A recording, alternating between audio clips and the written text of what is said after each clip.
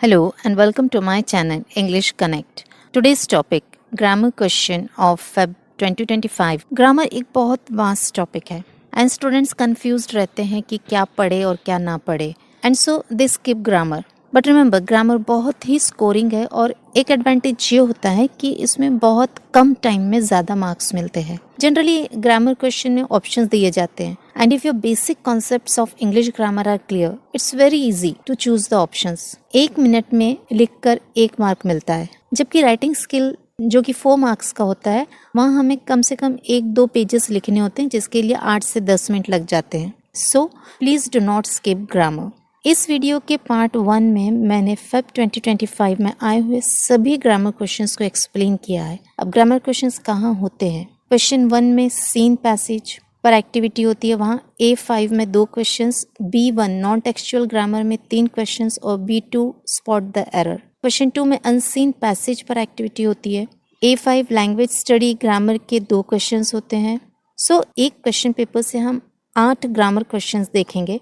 कुछ और papers part 2 में डिस्कस करेंगे. वीडियो में मैं ये भी बताऊंगी कि अगर कंफ्यूजन हो तो ऑप्शंस कैसे चूज करें. So let's start. पहला क्वेश्चन है आई पास्ड फ्रॉम IIT और हमें प्रेजेंट परफेक्ट टेंस का करेक्ट ऑप्शन चूज करना है. So the correct answer is B, I have passed from IIT. No B ये करेक्ट ऑप्शन क्यों है ये समझेंगे. प्रेजेंट परफेक्ट टेंस जब भी सुनो प्रेजेंट परफेक्ट तो वहाँ हैज हैव आना चाहिए और उसके साथ आना चाहिए V3. Okay, so option B में आई हैव passed. अब दूसरे ऑप्शंस क्यों गलत हैं ये भी समझते हैं so that you can learn how to choose the right option. Option A में है आई शैल हैव पास. अब शैल क्या बताता है? Future. So future perfect tense हो गया ये. ऑप्शन सी है I had passed. Had is used for past perfect जबकि हमें पूछा गया है present perfect. So this is wrong. I has passed यहाँ रॉन्ग ऑक्सिलरी यूज की गई है. आई के साथ हमेशा हैव आता है. The next I made a few mistakes but learned a lot about motivation. हमें करेक्ट कॉम्प्लेक्स सेंटेंस चूज करना है. The correct answer is B, though I made a few mistakes I learned a lot about motivation. Now why this is correct option? देखो complex sentence में एक main clause होता है और एक subordinate clause. ये जो वर्ड दो है ये सबऑर्डिनेटिंग कंजंक्शन है और ये सबऑर्डिनेट क्लॉज बना रहा है though I made a few mistakes and therefore this is the correct option. You should know कुछ कॉमन से सबऑर्डिनेटिंग कंजंक्शंस पता रहने चाहिए जैसे because, before, after, while, though, even. Now let's see why others are wrong. Option A में दिया गया है मेकिंग अ फ्यू मिस्टेक्स. ये पूरा सेंटेंस नहीं है so obviously this is not a complex sentence. Option C में 2 क्लॉजेस को ज्वाइन किया गया है एंड से, therefore it is compound sentence. और ऑप्शन डी में टू लर्न ये पर्पस दिखाता है but it is not complex in structure. B1 non textual grammar. Given sentences Nandini said to Raj where did you go during the holidays last year और correct answer है A.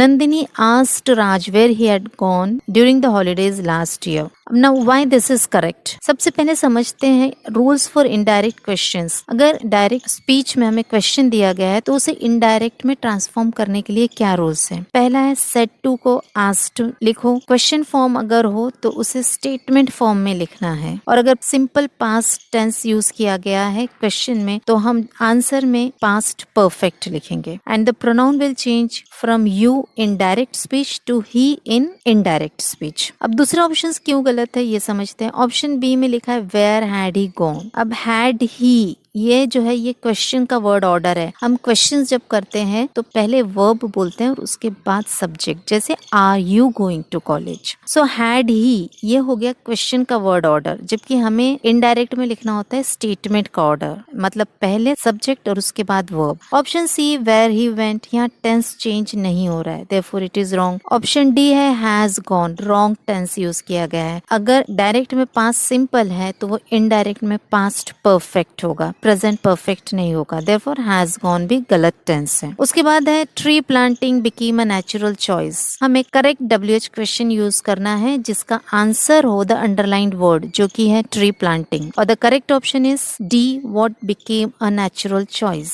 अब why let's see. The underlined part is tree planting और tree planting यहाँ पर subject है और जब subject के लिए हमें क्वेश्चन बनाना होता है तो हम यूज करते हैं व्हाट प्लस वर्ब, और वहां पर कोई डिड, वॉज, हैड इस तरह के वर्ब्स यूज नहीं करने हैं। अब देखते हैं दूसरे ऑप्शंस दिए गए ऑप्शंस क्यों रॉन्ग है। ऑप्शन ए में लिखा है what did become, unnecessarily did डाला गया है। ऑप्शन बी में व्हाट वॉज बिकम, वॉज और बिकम ये ग्रामेटिकली इनकरेक्ट है। अब सी ऑप्शन सी में है व्हाट हैड बिकम, अब ये व्हाट हैड बिकम ये रॉन्ग टेंस है, सो दिस इज रॉन्ग।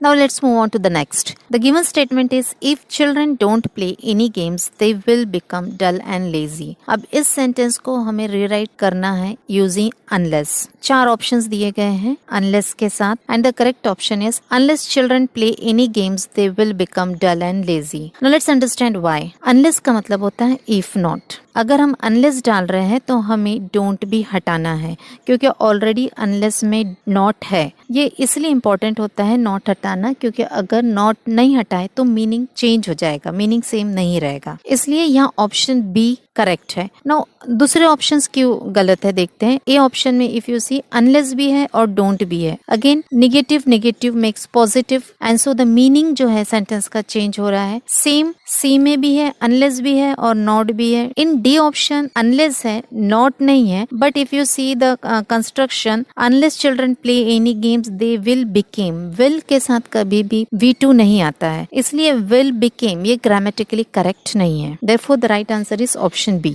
उसके बाद है B2 स्पॉट द एरर। यहाँ पर हम सेंटेंस दिया जाता है जिसमें कि एक एरर होता है, गलती होती है, उसे हमें सही करके करेक्ट सेंटेंस लिखना होता है। दिया हुआ सेंटेंस है she is more shorter than her brother. No shorter is already a comparative adjective, तो इसलिए यहाँ जो मोर है वो नीडेड नहीं है। The correct sentence will be she is shorter than her brother. Shorter comparative adjective है, so no need of more. कुछ words for example beautiful, beautiful का कंपैरेटिव एडजेक्टिव होता है मोर ब्यूटीफुल, या इंटेलिजेंट का कंपैरेटिव एडजेक्टिव होता है more intelligent. क्यों? क्योंकि बेस वर्ड जो इंटेलिजेंट उसमें कोई चेंजेस नहीं है, इसीलिए मोर डाला जाता है। बट यहाँ शॉर्ट का ऑलरेडी चेंज होकर शॉर्टर हो रहा है, तो मोर की जरूरत नहीं है। Then next the given sentence is he shared the example of iPhone, और हमें इसका करेक्ट पैसिव वॉइस चूज करना है, and the correct passive voice is B, the example of iPhone was shared by him. Now why this is correct, let's see the explanation. Active से passive voice structure में convert करने के लिए कुछ चीजें हमें ध्यान में रखनी है। पहले हमें ऑब्जेक्ट लिखना है, and then the B form as per the tense. यहाँ पर टेंस जो यूज किया गया है वो है past tense, therefore past tense का बी फॉर्म होगा वॉज वर। उसके बाद आएगा पास्ट पार्टिसिपल जो कि यहाँ पर शेयर्ड ही है, and then by, and then subject. इसलिए यहाँ पर ऑब्जेक्ट को पहले लिखा गया है द एग्जाम्पल ऑफ आईफोन जो कि ऑब्जेक्ट है, फिर was because the subject is singular, past participle shared, and by. ही जब ऑब्जेक्ट की जगह पे आएगा तो हिम हो जाएगा। ऑप्शन ए में इज है, therefore that's not correct. Option C में हैज बीन, प्रेजेंट परफेक्ट हो गया है। The tense has changed. Remember, direct indirect speech में टेंस चेंज होता है, बट वॉइस में, एक्टिव से पैसिव वॉइस में टेंस चेंज नहीं होना चाहिए। ऑप्शन सी में प्रेजेंट परफेक्ट टेंस हो रहा है वो, ऑप्शन डी में past perfect tense. So these options are wrong. दिया गया सेंटेंस है the constant change will require constant learning and relearning. Now here you have to rewrite the sentence using modal auxiliary showing obligation. Now for such type of questions you should know the functions of modulary auxiliaries. For example, can का function होता है to show ability, should का function होता है advise or suggestion, will is for determination. A separate video is made on modal auxiliary, link screen पर provide की जाएंगी, you can go and see in detail there. Coming back to this question, यहाँ पर correct option है C. The constant change must require constant learning and relearning, because must is modal auxiliary showing obligation. You just have to replace will with must. तो ये था explanation grammar section का from 2025 question paper. Hope you understood. अगर तुम चाहते हो कि इसी तरह का वीडियो 24 और 23 क्या भी बने तो कमेंट करो। And even if you have difficulty in any other grammar topic, अगर कोई और ग्रामर टॉपिक डिफिकल्ट लगता हो तो कमेंट करो, उस टॉपिक का नाम लिखो, and I will make the next video on that. Thank you.